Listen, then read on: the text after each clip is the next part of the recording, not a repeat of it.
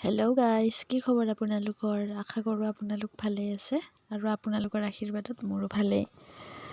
কেতিয়াবা গধূলি টাইমত কিবা যদি মচমচীয়া খাবৰ মন যায়, তেতিয়াহ'লে এই ভিডিঅ'টো চাব আৰু এনেকৈ বনাব।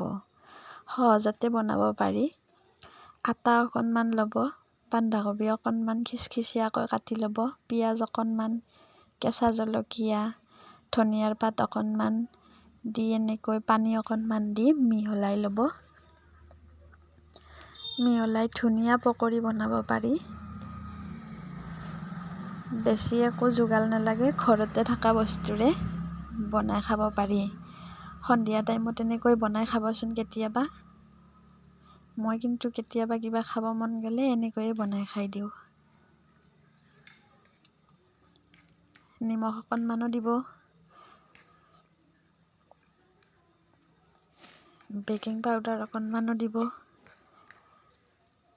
বেকিংটো দিলে অকণমান ফুলিব মালপোৱাকেইটা। সকলোৰে ঘৰততো আৰু বেচন আনাই নাথাকে না, সেইকাৰণে আটাৰে কেতিয়াবা বনাই খাব। এয়া মই কেৰাহীত তেল দিলোঁ আৰু এয়া পকৰিকেইটা বহাই দিলোঁ তেলতে।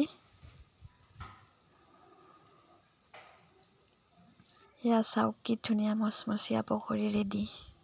ভিডিঅ'টো শেষলৈ চোৱাৰ বাবে থেংক ইউ।